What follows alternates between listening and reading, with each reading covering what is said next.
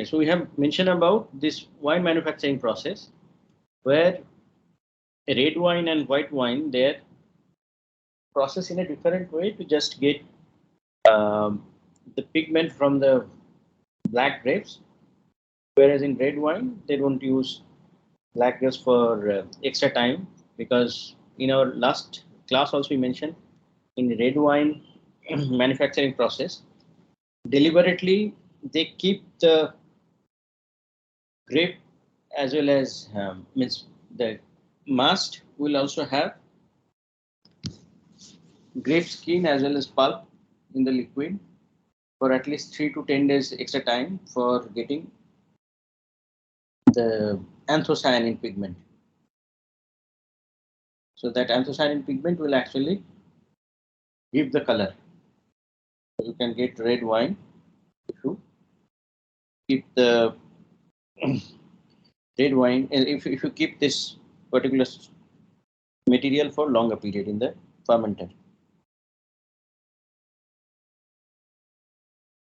Now, problem is if you keep it very long period, like we are talking about 3 to 10 days, but if you keep it for very long period, there is another possibility of oxidation of this anthocyanin, because the system will have different polyphenolic oxidase, means enzyme which can oxidize different polyphenolic compounds.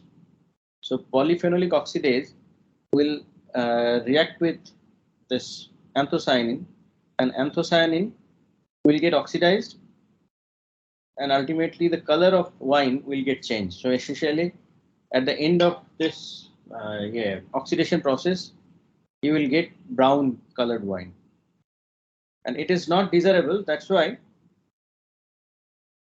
most of the process system, when you prepare the mast solution, then little bit of heat treatment is done. So heat treatment is not only to make the system sterile or make other bacteria as well as fungi inactive. It is also important to inactivate different oxidase enzyme which will not oxidize the anthocyanin pigment. So heating red grape mast or red grape juice is quite common to inactivate the enzyme before fermentation. And when you do this heating, it will have dual benefit. It will also improve the release of anthocyanin to the liquid. So the releasing of anthocyanin will also become more faster, and also it will reduce the degradation or oxidation of anthocyanin by different enzymes, which will automatically get inhibited or inactivated if you raise the temperature. Now we have mentioned about the pink or rose wine. Mostly you get in 3 ways. So you get the production of pink wine or rose wine in 3 ways. One option is just source of the wine processing, the grape. If you get pink color grape, then also you can get the juice from the grape as well as the mast will also have pink color pigment. And there also you have to do this prolonged fermentation, because 12 to 36 hours it will take to get the pink color pigment from the grape to the system. Or you can blend white and red wine. That is the most common way they do. So when you try to do this white and red wine blending, then there actually you can have 2 different versions. One is without residual sugar and another is with residual sugar. So when you try to mix red and white wine, you can actually have 2 different options. One is with residual sugar, another is without residual sugar. So with residual sugar can be used as dessert wine, whereas without residual sugar can be used as normal one, table wine. So 3 different types of rose wine you can get. One is directly from the grape. If you get a pink color grape or grape, then you can get pink wine or red rose wine. And another option is blending white and red wine. And when you try to do this blending, you can actually have with or without residual sugar.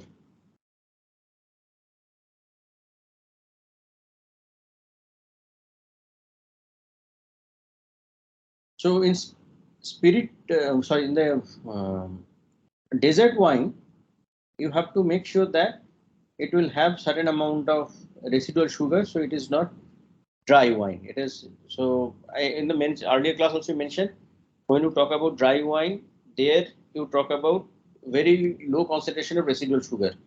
So where residual sugar concentration is very less and almost zero, then that can be considered as dry wine. Whereas the sweet or desert wine will have residual sugar, and residual sugar will actually give this sweet taste.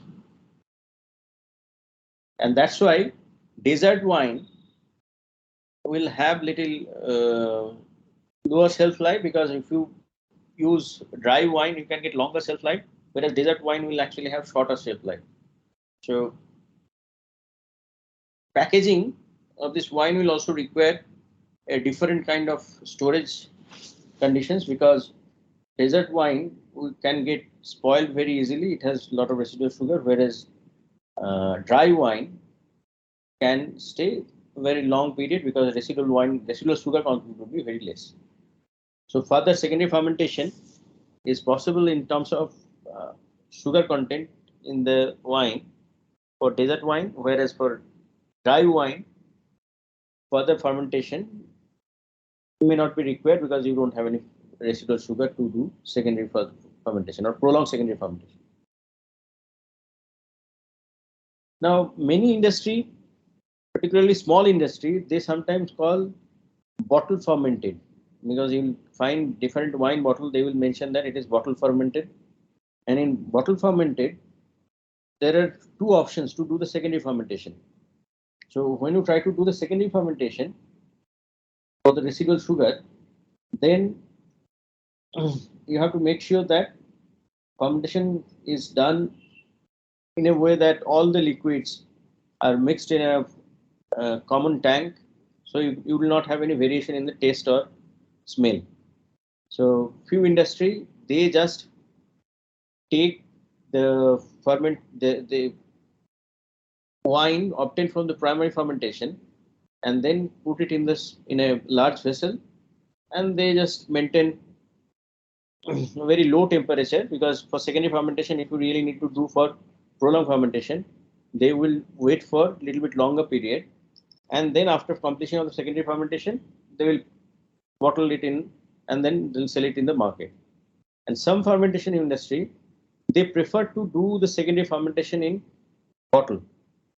So instead of having a separate tank in the process, they will filter the liquid obtained from the primary fermentation, and then they will put it in the bottle, individual bottle, and that bottle will also have substantial amount of yeast. So yeast will actually do the secondary fermentation. So whenever you have yeast for secondary fermentation, it will take different amount of time, and also it depends on the storage and maintenance of fermentation condition. So whenever you do this bottle fermentation, you also, the company will also label them in the bottle that these are all bottle fermented. So for this bottle fermentation process, typically they keep the bottle for 1 to 3 years for secondary fermentation. So for secondary fermentation, for bottle fermentation, they keep the wine in the bottle for 1 to 3 years.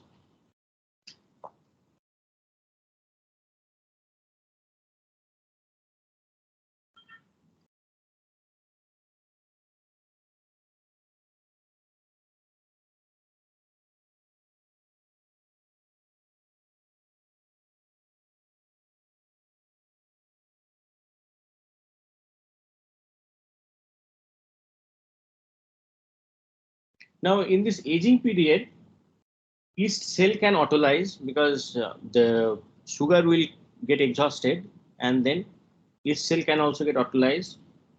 And whenever you have autolysis of yeast cell, it will actually create a different kind of flavor and smell. So some industry they don't prefer, and some industry they deliberately keep the yeast cell to get that kind of smell and taste. So those who are not preferring to keep the yeast there, they just try to get the yeast precipitated.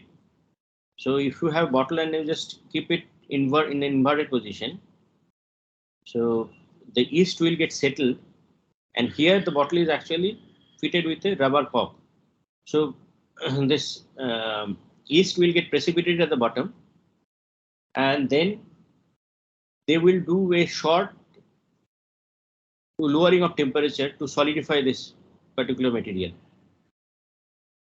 So when they solidify, yeast will actually get attached to the cork, and then they will remove the cork. So after solidifying the yeast here at the neck of the bottle, they will remove the cork, and while removing the cork, all this yeast will also get removed, and then the remaining volume of the bottle will be filled with some similar kind of alcohol obtained from another bottle, and then they will put a fresh cap. So for bottle fermentation, one option is to keep the yeast to get the flavor from the yeast, autolyzed yeast. And some industry they don't want to get the yeast flavor in the wine. So in that cases, you just keep the bottle in upside down position for few days. When the yeast will get settled there, they will do a short heat treatment. Heat treatment means they will just lower the temperature, sometimes sub-zero temperature, to just solidify all this liquid present in the neck. And then they will again use a cork opener, and then using that cork opener, they will remove the cork and replace the cork with a replace the cork, and also they will fill the liquid or fill the bottle with filtered wine. And when we talk about sparkling wine, there CO2 is sparge, and mostly 2 to 3 atmospheric pressure is maintained in the bottle, and then they can sell it as a sparkling wine.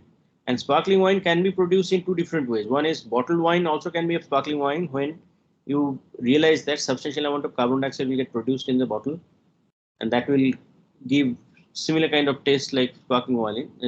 Sparkling wine, then you can sell it as bottle fermented sparkling wine.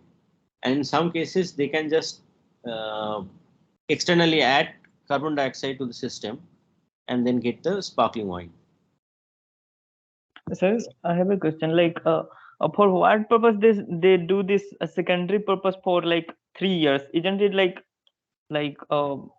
it's like so much of time and this Industry, much time for uh, in industry, when you, but particularly this beverage industry, older the wine, you will get they're more expensive then. Because if you get really very old wine, that wine will be very expensive because they spend a lot of time for maturation, and different user will have different kind of preference.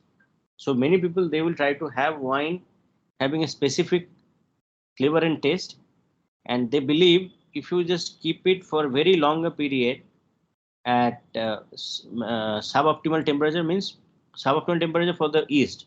So if you allow them to go for very slow fermentation, you will get a different kind of taste. So all these conditions are actually guided by the taste as well as flavor of the drink. So many industry they will try to have really very traditional way to prepare many beverages, which can be done using advanced system, which would take little less time, but still they prefer to use the old style or old format because they believe the taste as well as flavor, whatever they get in their drink, that will get protected if they follow the same style. So the market value for this kind of products are actually quite significant, and they don't want to lose their market. The traditional way, whatever they used to follow for say 50, 60 years, they still try to follow the same for not losing any specific taste or flavor of this drink.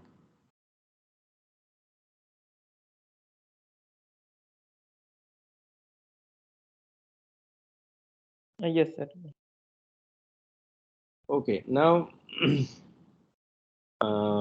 when you try to do the secondary fermentation, you have, if you do it in a single vessel, then you just do filtration and then bottle it. And if it is done in single bottle, then again you have option to remove the yeast from the system and then you refill. And sometimes they do this kind of maturation in large cask, like the oak cask made of oak wood. So particularly say whiskey preparation, when you have really very high concentration of alcohol. So first they will do the fermentation in the fermenter. They will get the broth. They will use distillation unit column to distillate to get high alcohol concentration. Now that alcohol they'll store in the oak cask, and in that oak cask, for preparation of oak cask, they will use wood, oak wood, and then they will make barrel out of oak wood. And the inside of that oak wood barrel, they will do little bit of heat treatment. So they just deliberately try to create um, some heat treatment. Heat treatment means they will just burn the wood. So the inside the barrel, they will have a burning of the wood wall, and then they will store the alcohol there, and they will keep it for maturation for sometimes 5 years, 10 years. And after, because distilled ethanol will be colorless, will actually, it will look like water only. Now this distilled ethanol, when they will put in this barrel, it will get this black color or brown color from the burnt wood, and the smell as well as taste obtained from the wood will actually enhance or give a specific flavor and taste to the drink. So different industry, they use different kind of woods, but oak wood is one of the common wood used by different industry, but different industry can use different kind of woods to get different kind of color and flavor. So after storing them in the barrel, they again take out the liquid after maturation period, and they mention that in the bottle you will actually find the maturation period. It is mentioned as 5 years old, 10 years old, 50 years old, even you can get 100 years old also. Now, when you spend more time for maturation, obviously they will charge more money, or they will price of those drink will be more much higher. So more expensive drink will be actually more mature, and this maturation is also one kind of art, because many industry they don't disclose what kind of container they're using, what kind of wood they're using, because they believe if they will disclose that, their competitor will also make similar kind of drinks. So after getting them from the barrel, they filter it, and after filtering, they put it in the bottle, or they can put it in different containers. So mostly glass bottles are used for this. So when you talk about packaging, wine is mostly packaged in bottle, whereas beer you can get in metallic can as well as bottle. And one of the important part in this wine industry is your sensory examination, because the cellar operation, wherever you put or store the wine, there you actually taste or smell the wine every now and then, just to check whether it is actually following the right path of maturation. So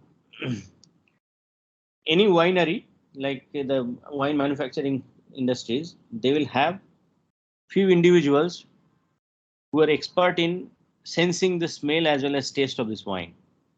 So their job is just to take a sip of wine and then tell you that what kind of yeah, taste as well as constituents they're filling, and also whether it will actually get good market appreciation.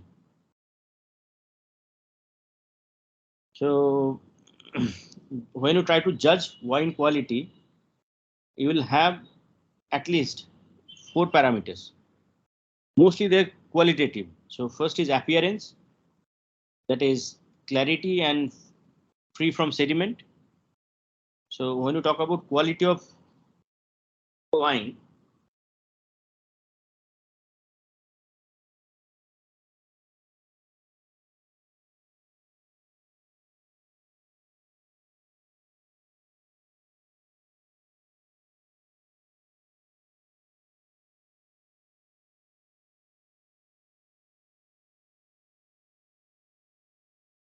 so that means it should be clear.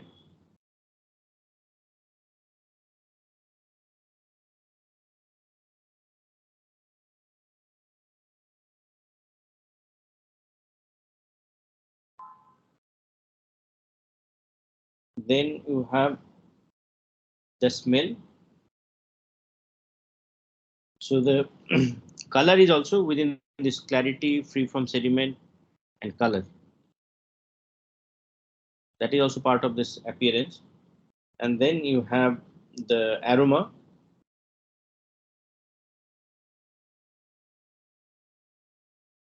We call it as bouquet. In wine, it is more commonly used term, bouquet.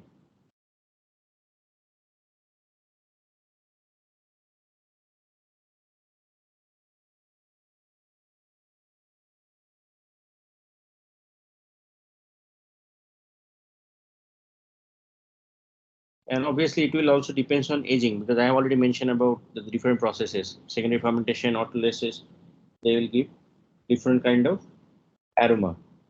And you can have this odor or aroma obtained from different metabolites like acetic acid, H2S is also, and you supply SO2. So SO2 can also give a different kind of smell. And we have also mentioned about the formation of diacetyl.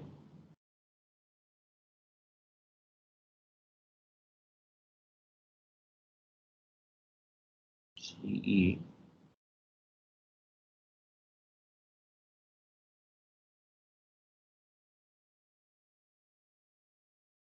So mostly if you have spoilage of wine by bacteria, then you can get different kind of other flavors. I mean, mercaptan can also be there. You can have H2S sulfur dioxide. You can have this acetic acid, because acetic acid is one of the indicator for spoilage of wine. Wine will actually get spoiled by the or oxidized by this bacteria or even some fungi also, which can convert alcohol to acetic acid. Now, all these quality management parameters, they are all mostly qualitative. So I have mentioned about appearance, I have mentioned about bouquet, I have mentioned about taste is obviously a very, very important parameter.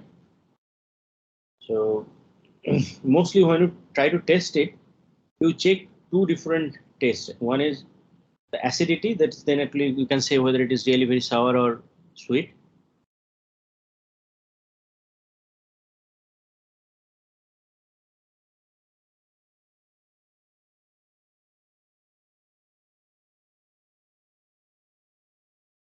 And that mostly caused by the acidity we have already mentioned in the earlier class also.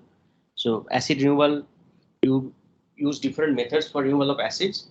So acidity is one thing that will give us sour taste, and sugar content will actually give you the sweetness, and the bitterness is also possible because when you have a lot of tannin content in the wine, then you can actually get a little bit of bitterness. So sour, sweet, bitterness, and then fourth quality is your flavor. So it is very similar to odor or bouquet, but it is different in a sense. Just a question. Yes, yes. So what is the reason for the bitterness again? What is the reason for So bitterness of wine. bitterness? Okay, so when you try to produce the wine, you get different kind of grapes as well as the,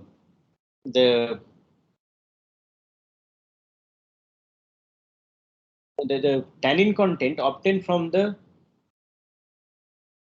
mast. Means mast will also contain some pulp as well as skin of the wine.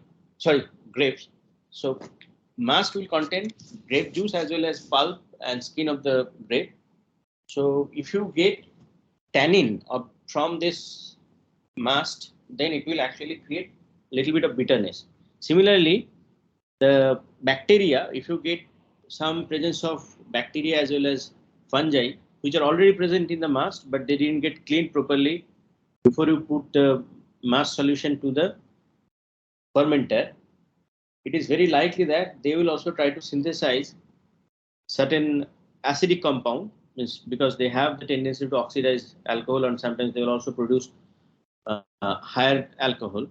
So this acidic compounds as well as alcohol can actually give you a different bitter taste. So when you talk about bitterness in wine, it is not very similar to the bitterness you expect in beer, because mostly in beer, bitterness is getting imparted by the malting process, and also the hops. They are actually bitter in taste. So deliberately you are adding hops in beer to get the bitter taste. Whereas in wine manufacturing process, you don't add any hops, but still you can have bitterness, and that bitterness will not be comparable with the bitterness you get in beer.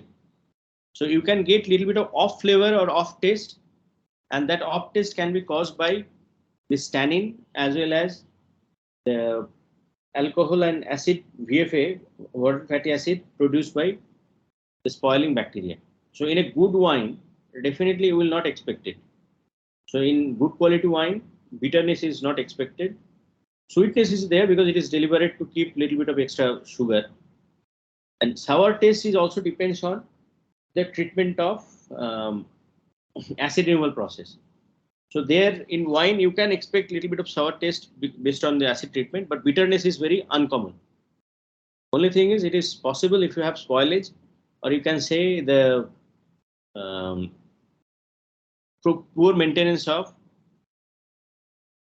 raw material. Like if mast is not properly treated, if you have actually some component present in the mast is creating formation of tannin, then obviously you will get bitterness. But it is actually off flavor, and it is not commonly seen, because industry will also not like to have any bitter taste wine, so they will just try to find out the actual cause and then try to remediate it. But still you can have, that's not telling, these are actually a common phenomenon you can get in the industry. They may not be very means all the taste may not be very acceptable for different kind of users. So when you talk about taste, mostly sour and sweet are considered as acceptable taste, whereas bitterness is actually not very acceptable, but still you can have in certain batches. And small industry, for them it is not very easy to discard everything and then go for a improvement of the process.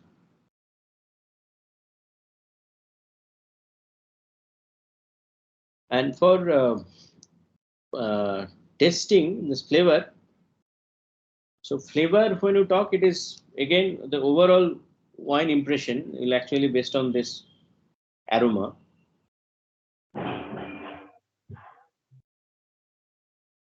So sensory evaluation has a really very, you can say, great importance in wine manufacturing process.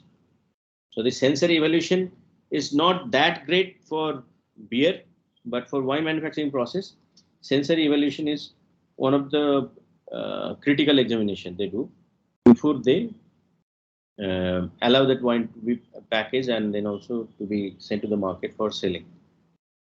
So QC check or quality control check has significant means this sensory examination has significant role in the QC check or quality control check.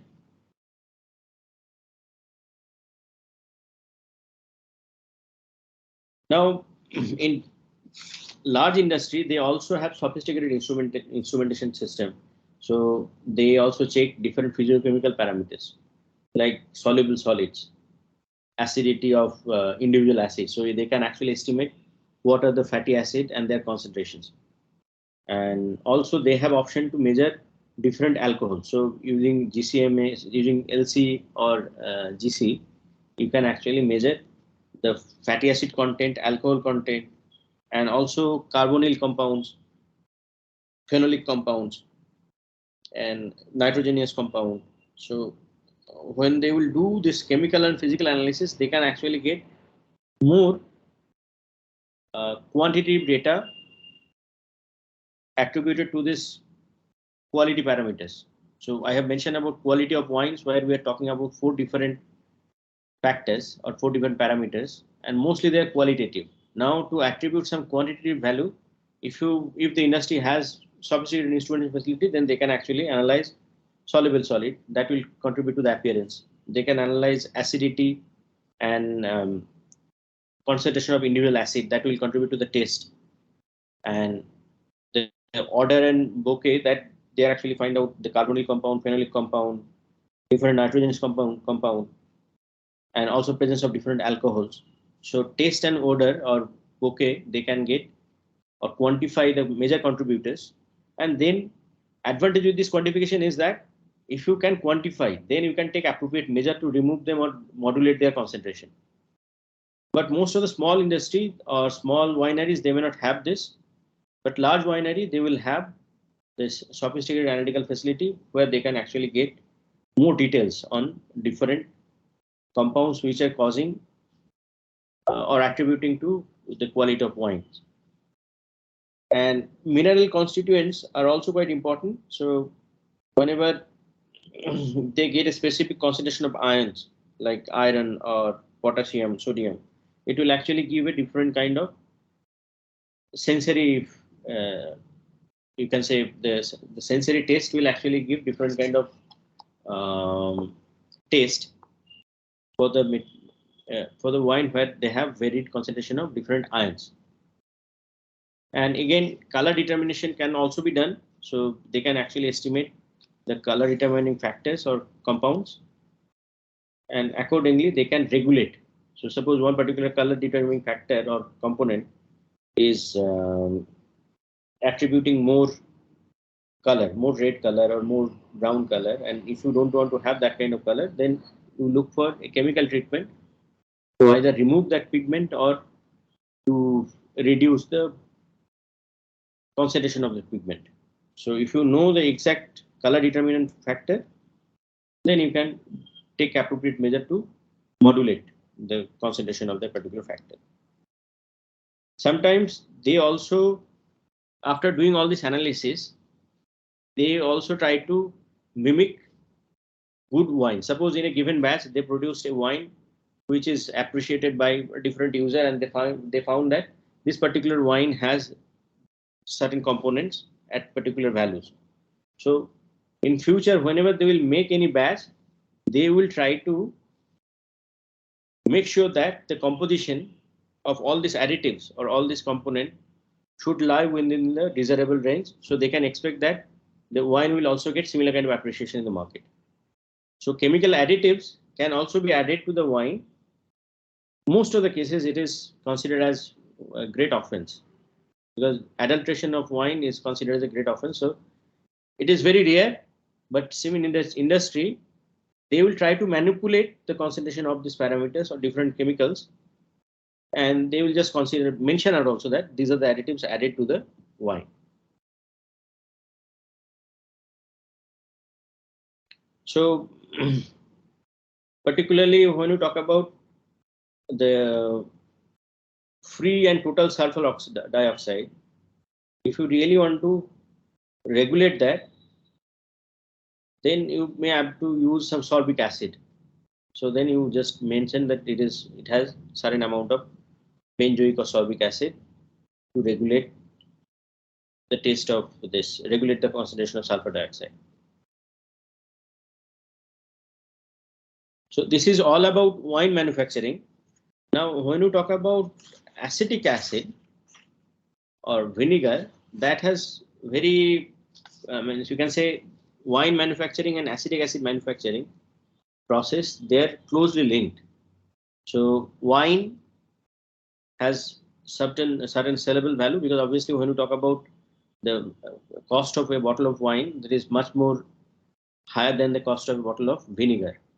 So in wine manufacturing process, if they get some spoiled wine, like if the taste is not very good or it is not acceptable by the market, then deliberately they can send it for vinegar manufacturing process, or the wine would actually get spoiled by fermentation to, or you can say aerobic fermentation, where bacteria or fungi will actually work on that wine or will try to utilize the wine to produce acetic acid. So in early days, people are not aware of this vinegar production. So they used to say that, okay, if you just keep the wine outside, or if you keep the wine for longer period, then wine will develop this sour taste, and you will get a different kind of drink or different kind of liquid. So if you go back to the nomenclature, because we call vinegar, so vinegar.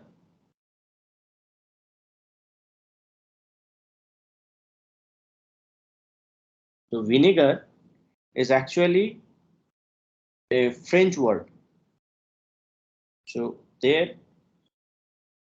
VIN, vine means wine,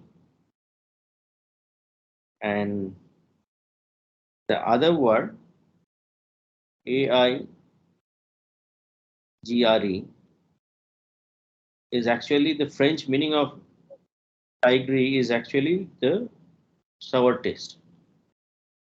So sour wine is essentially your vinegar. So sir, basically it is just being produced by this concentration of bacteria which are creating this other compound. Yes, not compound means, see, alcohol to vinegar. So we are talking about oxidation of ethanol to acetic acid. So you have ethanol, Yes, sir. C2H5OH, it is getting oxidized to CH3COH. So that's your vinegar. This is your alcohol, ethanol. So in wine, you have only this ethanol. So ethanol will get oxidized to acetic acid. That is your vinegar. So acetic acid is the vinegar. Now this oxidation can be done chemically, can be done biochemically also. So with the help of, so when you talk about transformation product, I have mentioned in the first class that one of the bioprocess category is actually dependent on the biotransformation process. So this transformation of ethanol to vinegar can be done chemically, and also transformation of vinegar from, just 1 second. Abhishek, I'll call you back after the class.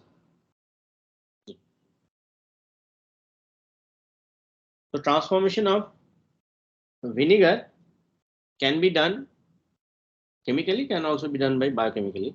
Now, when you talk about origin of vinegar, that actually came because of this accident of wine manufacturing process.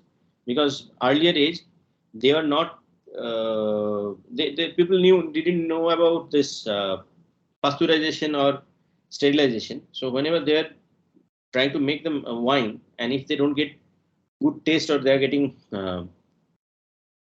excess oxidation, then obviously it will change to acetic acid, and that will give more sour taste, and it will not be accepted by the user. So they will say that this wine is already get spoiled, so we should not have this wine as a drink.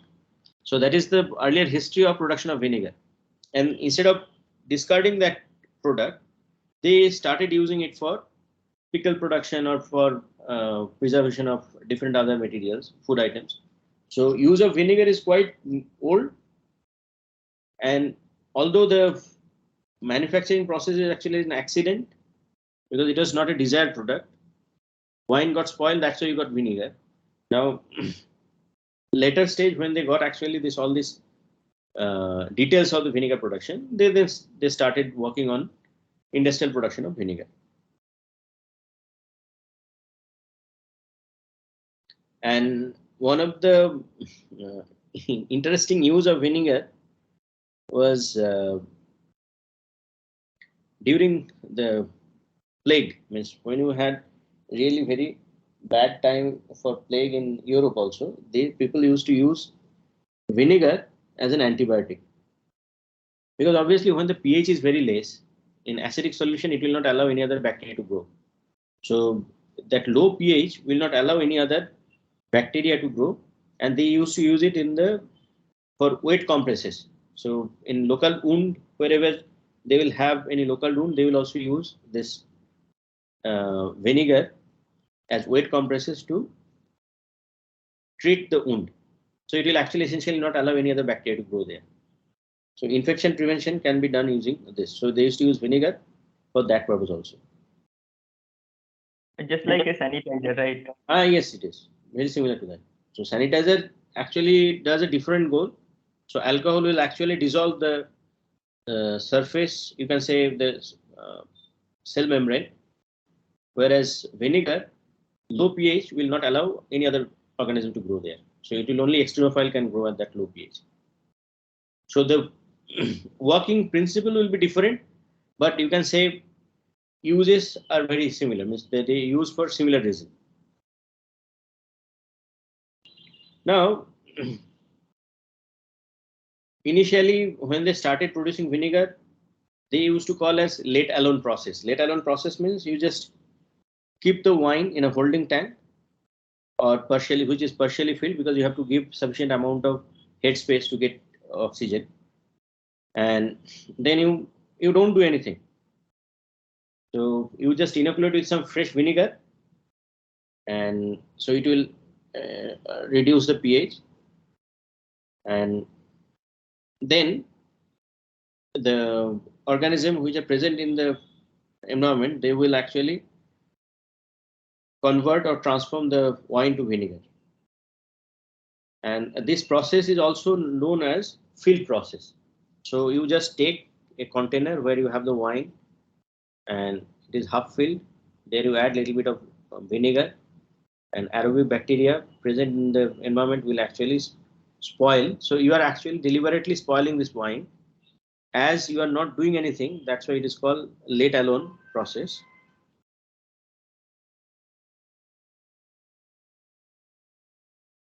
Or field process. So they used to keep the container in a field without doing anything to the system. So it is also called field process. And they used to keep this barrel having wine in open field. That's why they used to call it as field process.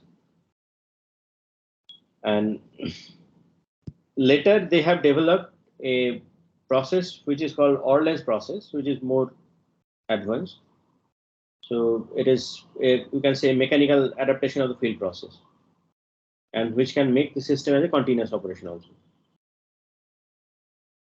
So in this system, they used to have the cask or the barrel will have some withdrawal point where they will just withdraw the finished vinegar, and then they will actually insert the fresh wine, or you can say the second batch of wine.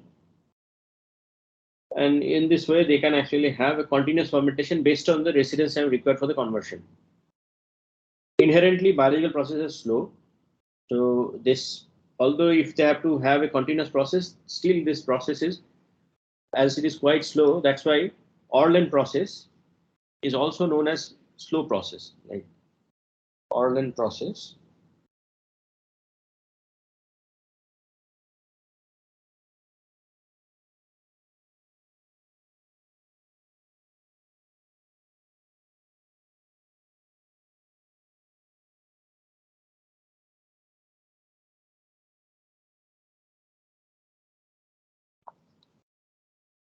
Now, whenever you talk about slow process, then definitely people will also try to speed up the fermentation, and then they discover the modern fermentation technique, which is called quick process.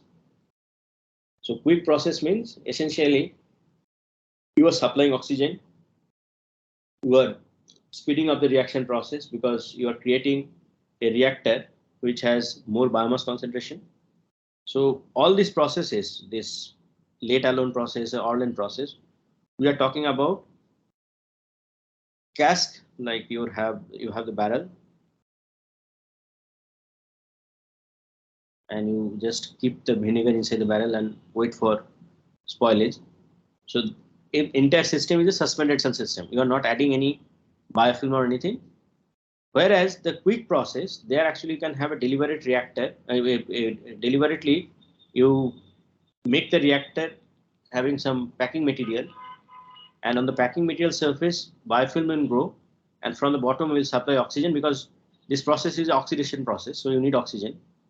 And the biofilm formation on the surface of packing material will actually enhance the biomass concentration in the reactor.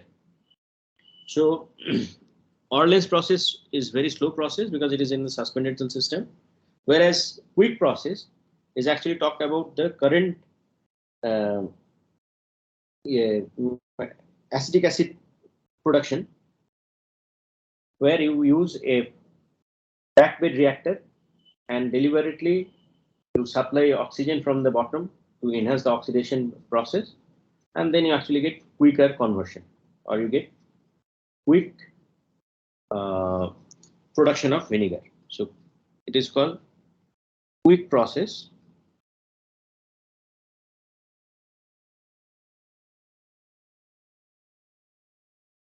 And here, this reactor, the modified reactor, is actually not known as reactor in vinegar industry. They call them as generator.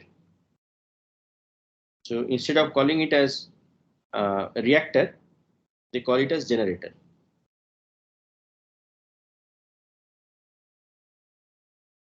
So in the next class, we'll discuss little more about this. Means tomorrow we have the next class. So tomorrow we can discuss about the acetic acid production specific generator, and also what kind of spoilage or problem we face with the generator. And when we talk about the packing material, what type of packing material we use and what is their significance, because wood shavings are commonly used, but again, even in wood shavings also, you have specific wood we use. So we'll discuss all this in the next class. And then also the most advanced reactor system, where you get a really very large fermenter, and instead of generator, we'll call them as acetator, and how we produce vinegar in that large tower fermenter. That also we'll discuss. So in tomorrow's class, we'll have more detailed discussion of this vinegar production. And also, if time permits in tomorrow, then we'll also talk about the type of vinegar we see, because we all know about apple cider vinegar, we all know about white vinegar or distilled vinegar, wine vinegar. So we'll discuss about the properties of all different types of vinegar, and then we'll have 3 more classes. So hopefully we'll be able to cover 2 other processes, and then we'll go for major exam.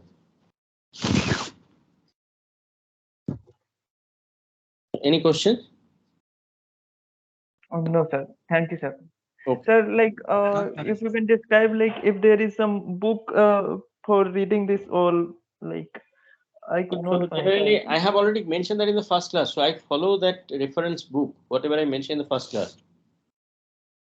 Okay, sir. So another option is to check industrial biotechnology. If you don't find the book I referred, then you can choose any industrial biotechnology book. These are common process. It is actually not very trivial processes we are discussing.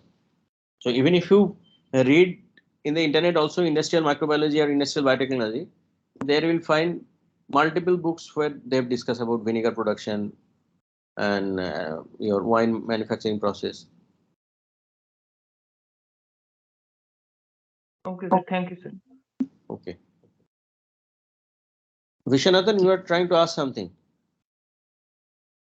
No, sir, I just said no questions. Okay. Okay. Okay. See you tomorrow then. Thank you, sir.